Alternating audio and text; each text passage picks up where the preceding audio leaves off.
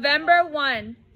Dear Martin, it's 2 a.m. and I just got off the phone with SJ, which is crazy. Started out innocently enough. When I got to my room at 10:15 p.m., I had missed a call from her. I figured it had to do with the debate stuff since the state tournament is around the corner. So I decided to hit her back. Here's how it went. SJ, hello? Me. Hey SJ, it's Justice. You called? SJ, caller ID Just. No need to announce yourself. Me. Oh, okay. SJ laughs. I was just gonna call to see how douche nugget Christensen's experiment at you and Mandy's expense went. I saw the Pixie post it and had to go for a run to keep from showing up at the party and punching Blake in the face. Me. No worries about that. Someone did it for you. Shut up. Someone punched him for real? Ruined his pointed hood. SJ laughs so hard that she's going to choke. So, how was your night? Me? SJ, uneventful. I spent most of it thinking about you. Me. SJ, sorry, that came out wrong. Me. Just so you're still there. God, I'm such an idiot. I'm here. Phew. Okay, good. Me and SJ, awkward pause. So, how is it supposed to come out? Well, I just meant because of the costumes. Like, I saw the pictures and was wondering how things were going at the party. You don't believe me, do you? Why wouldn't I? Even though in my head I was like, heck no, I don't believe you, girl. SJ laughs. I certainly wouldn't believe me. I have to say, I'm enjoying this rendering Justice McAllister speechless thing. Maybe I should say this kind of stuff more often. Shut up. So, how are you anyways? What do you mean? I'm sure the whole party thing was awkward, no? That's one way to put it, I guess. No clue why, but I tell SJ every detail about the party. Wow, so they threatened you with a gun to get you to go? Yep. That's pretty intense, Jess. Tell me about it. Craziest part is I still feel weird about leaving. You do? Why? Well, either way it went, I was saying something, you know? Staying would have been a statement of solidarity with the guys I grew up with and who looked like me. Leaving was a different statement, and the fact that I chose to do it with a white guy who was dressed as a Klansman, well, I see what you mean. Yeah, there were the dudes who used to call me white boy because while they were shooting off dice for pennies at recess, I was reading a book. I know there's no excuse for the idea that we're all the same kind, as that cop Castillo put it, but in that moment I saw the gun sticking out of a dude's waistband. I felt this flare of pain across my wrist. I had this thought before warned. It's an ugly one. It's jerks like Trey and his boys that have cops thinking all black dudes are up to no good. I'm so sorry, Jess. Don't apologize, S. It's not your fault. It never made sense to me why they try to do something with myself, made me some kind of race traitor to these guys. But some of the stuff Trey said tonight really got to me. Really? Yeah, he said me and Manny were chilling with Jared and them because we need the white man to ride to the top. And while I could debate that till I'm blue in the face, didn't we prove it by leaving with Jared and them? So I guess that's one way to look at it. What if Trey is right? What if no matter what I do, the only thing white people ever see me as an N-word? So glad I caught myself, Martin. Yeah, Jared's always talking about how equal things are, but that doesn't mean he sees me as one. SJ silence. It's a conundrum. White people have the most positions of authority in this country. How do I deal with the fact that I do need them to get ahead without feeling like I'm turning the back on my own people? I sure hope that's rhetorical, Jess, because I certainly can't give you an answer. We shifted gears a little bit after that, and when I checked the clock, it had been 3 hours. When we landed on the topic of Jewish involvement with the civil rights movement, I wound up telling her about this Be Like Martin experiment. She said she was both impressed and intrigued. That's when it hit me who I was talking to, and I said I need to go to bed. Before we hung up, though, she said something I don't want to ever forget. Hey, Jess? Yeah. I want to apologize. For what? For stepping out of line in class a while back. I know it's been over a month, but talking to you tonight, well, it really wasn't my place to speak for you. I'm really, really sorry. Hearing her apologize after Blake didn't, it got me, Martin. Now I can't get her out of my head, which really isn't good. Don't get me wrong, SJ's great. We've been debate partners since I joined the team 2 years ago. Only person in my school who knows more about me than she does is Manny. Yeah, she's gorgeous for a white girl. She's tall with long brown hair, and while not a big booty Betty, the lacrosse body is tight. Yeah, she's smart and funny and easy to talk to and kind of feisty, which is now that I'm seeing her in this new light, it's kind of a turn on. But Martin, I can't fall for SJ. My whole life, Mom has told me, don't you bring home a white girl. We're talking about a woman who low-key disses Mello for looking white. Can you imagine what kind of reaction she'd get if it were SJ? Milo and I broke up again, by the way. Right now, I feel guilty for even talking to SJ, especially about race stuff. What does it say about me that I willingly left a party with a bunch of idiots, but the white person who does treat me as an equal is the one I want to most run away from right now? I can't believe I told SJ all that stuff. I mean, she's cool and everything, but I'm shaking my head right now. You were the man, Martin. The man. And I want to be like you. Intergroup and interpersonal living, I really do want that. But I'm not so sure I can pull it off anymore. I'm just going to go to bed. Jam.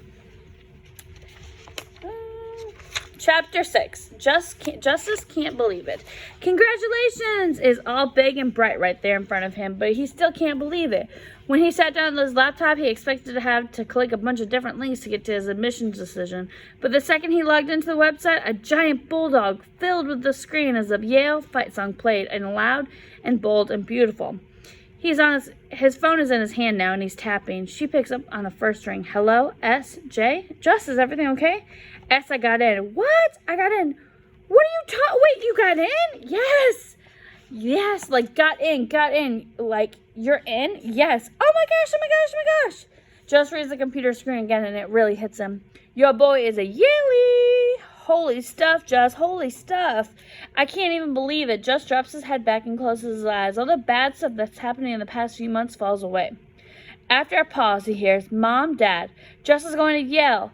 And, wow, congratulations, Just, from SJ's mom. Attaboy, Just Master, from SJ's dad, who's been calling him that since the first time he showed up at SJ's house to work on debate stuff. Just is the best Hanukkah present ever. You realize this means we'll only be an hour and a half away from each other, right? That's when it smacks him. The feeling. The one that makes his heart beat faster and his head go fuzzy when he's talking to her sometimes is different from how he felt about Mello. And that's what scares Just. It occurs to him that he dialed SJ before he called his mama, which is way more than he wants to hear right now. S, I gotta go, he says. Okay, I'll see you tomorrow. I'm so excited. Just smiles very much in spite of himself. Me too. And this has to stop. Thanks for calling to share the news, she says. Means a lot to me that you did. Means a lot to me that you're so amped. Dang, I probably shouldn't have said that. Are you kidding? How could I not be? Just clears his throat. I hope you have a nice night, SJ. You too, Just. Sweet dreams. But Just doesn't dream at all. He can't sleep. Too much on his mind. Yale, for one. Hello, dream come true. And then SJ. How could I not be, she said. And what's he supposed to do with that? He called Mama as soon as he and SJ hung up, but it went to voicemail. And since he couldn't bring himself to leave such a big news in a message, he went to bed with the weight of knowing SJ knowing before Mama on his chest. The next morning, he's standing near the omelet station in the dining hall when he hears his name shouted from across the room.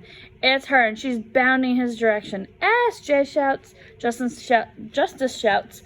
Throwing his arms wide without thinking, she leaps into them and wraps her legs around his waist. It's a lot.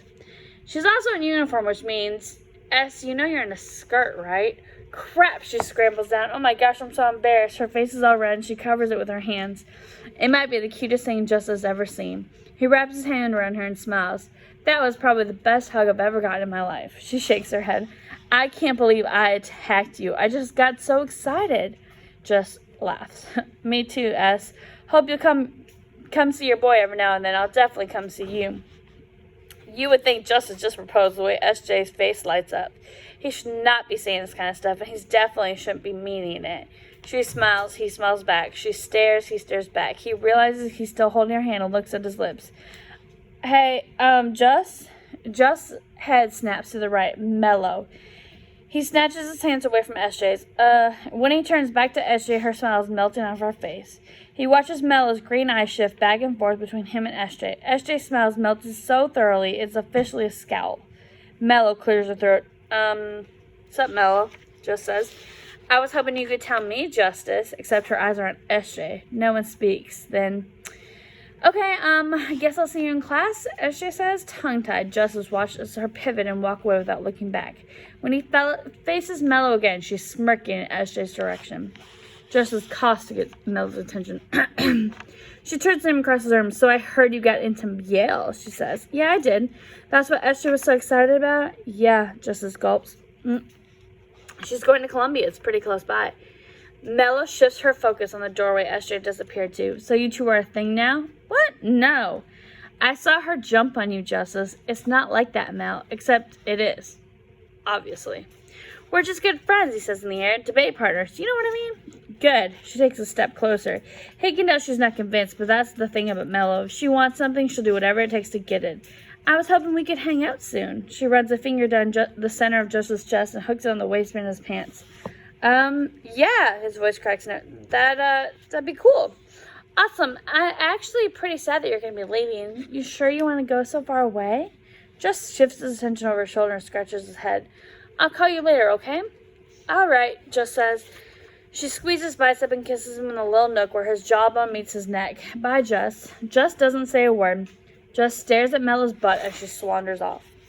Chapter 7. Justice is in a daze when he gets to the societal evolution 2 periods later. He knows he messed up, just can't figure out what's wrong with which girl. Then he steps into the classroom. Manny comes forward and drapes an arm around his shoulders. Dr. Dre, allow me to introduce you to Justice McAllister, soon-to-be Yale undergrad, and my very best friend. My man, Doc says, lifting his hand with a high five. That's what I'm talking about. It makes Justice smile. Fortunately, the minute he takes a seat, SJ comes in and won't even look at him. And hot on her heels is Jared Christensen, who glares so intensely it's a wonder Justice's head doesn't burst into flames. The bell rings, and Doc closes the door and turns around to face the class. But before he says good morning, Jared's hand is in the air. Yes, Mr. Christensen? I have something I'd like to discuss today, sir. Okay, let's hear it. I'd like to discuss how affirmative action discriminates against members of the majority. Justice eyebrows rise. Ashley, you're not even serious. Oh, I certainly am. Let's observe, shall we? I'm ranked number 2 in our class. I'm captain of the baseball team. I do community service on the weekends, and I got higher test scores than Justice. Yet he got into Yale early action, and I didn't. I know that's for a fact because I'm white and he's black. Dog. That's quite an assumption, Mr. Christensen. Hold up. What makes you think you got higher scores than me? Dude, I got a 58 in the SAT. What'd you get, Just? I got a 1580 on the SAT. What'd you get, Just? 1580. 1560. See? What about the ACT? 33. Just? 34. BS. Watch it, Jared. Dude, there's no way he got 34. What reason do I have to lie, man? It just doesn't make sense. Why doesn't it? Because it negates his assumption that because he's white and you're black, he's more intelligent than you are. Why don't you just stay out of it, SJ? Hold up, man. This is an open forum, Mr. Christensen. Anyone in the room can contribute to the discussion. Whatever. So let me get this straight, Jay. It bugs you that Justice is just as smart as you? That's not my point. You said affirmative action discriminates against members of the majority. And you cited Justice's acceptance to Yale and your lack, therefore, supporting evidence for that assertion. Ignoring how affecting racist it is to assume that your test scores would be higher than Justice, and counter evidence, namely that you and Justice are more or less equally qualified, has nullified your assertion. It doesn't nullify anything, Justice shakes his head. If we're equals, we both should have gotten in. You got rejected, deferred. So you probably still get in. That's not the point. Let's keep it professional, Mr. Christensen. For real, Jay. Chill. No, dude, I'm not going to chill. You of all people should know this kind of stuff I caught from my dad for getting deferred. That doesn't have anything to do with Just, though, man. Yeah, it does. He took the spot I didn't get because Yale has to fill a quota. Excuse me? Just stating the facts, ma'am. Those aren't facts, dumb butt. Sarah Jane, Justice just got in because he deserves to. Thank you. I deserve to get in, too. Affirmative action is BS. If y'all can reel this in, I'm shutting it down. Final warning. Point is, it gives an unfair advantage to minorities. So, okay, Justice and I might be equals, but there are other minorities without the qualifications I have who will get in before I do. That's just not fair. Jared, let me ask you something. Like I have another option. So you're non-boarder. Your tuition here is the same as mine. We'll make it a nice round number and say $36,000 per year. Our parents pay a semester basis, which means that in 7 semesters yours have invested. Who has a calculator? $126,000, Justice says. Dang, Manny says. Doc cuts Manny a warning look. My bad, Doc. For that insane amount of money, we're getting the best of the best. Tuition includes laptops, tablets, access to more scholarly databases than most colleges have. We've got the most current editions of all college-level textbooks. Our library is like, I can't even tell you.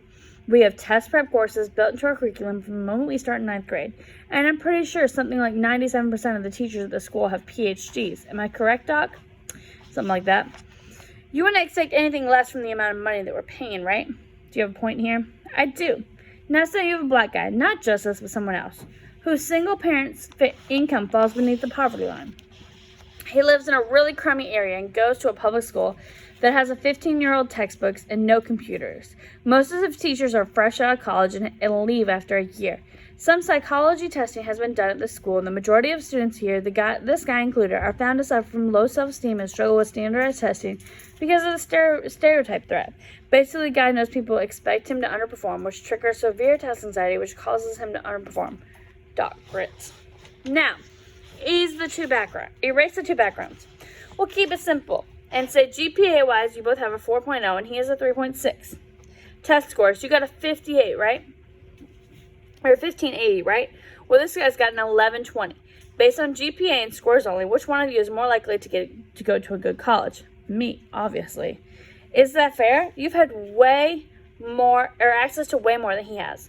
Would it be fair for college to consider only GPA and test scores in determining who gets in? It's not my fault my parents can't afford to send me to a good school. It's his fault that his mom can't. Everyone. I'm not saying the system is perfect. Yes, people who are legitimately aren't qualified get picked over people who are. And yes, it's usually people of color getting picked over white people. But before you say something, it isn't fair. You should consider your starting point versus someone else's. Jared, whatever. All I know is that no matter what college I end up, when I see a minority, I'm going to wonder if they're qualified to be there. Dang, it's like that, Jared? I mean, that didn't come out right. And there we have it, folks. December 13th. Dear Martin, can you explain why everywhere I turn, I run into people who want to keep me down? Tonight I went home because I decided to share the Yale news with Mama in person. And while she was ecstatic, what I faced when I left home brought me back to as low as affirmative action BS discussed today in class. Basically, when I rounded the corner to head to my bus, Trey and a bunch of black jihad kids, the white guy included, were standing there shooting the stuff, as my grandfather used to say. When Trey asked me what the F I was so happy about, I actually told them about Yale. Yeah, I was tripping, Martin. Trey's response? You be back, smart guy. Once you see them white folks don't want your black butt at the table, they not down with you being their equal, dog? We'll see you soon, he grinned. I think if the social echo discussion had taken place on a different day, I could have ignored Trey. I mean, what the heck does he know? I'm not even sure he's still in school.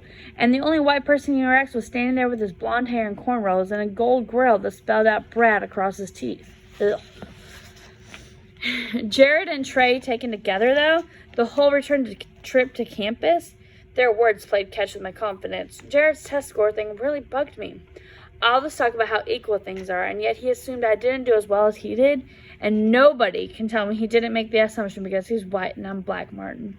And then Trey? Why does this guy insist on keeping me down? On the real, he's just as bad as Jared. It's like I'm trying to climb a mountain, but I've got one fool trying to shove me down so I won't be on his level, and another fool trying to tug on my leg, trying to put me on the ground, but he refuses to leave. Jared and Trey are only two people, but after today, I know that when I head to Yale next fall, because I am going there, I'm going to be paranoid about people looking at me and wondering if I'm qualified to be there. How do I work against this, Martin? Getting real with you, I feel a little defeated. Knowing there are people who don't want me to succeed is depressing, especially coming from two directions. I'm working hard to choose a moral high road like you would, but it'll take more than that, won't it? Where'd you get the courage to keep climbing the fence and stuff like this? Because I know you've got it from both sides. I'm going to try and sleep now, get my head reset on my shoulders. Feel free to pop up in my dreams or something.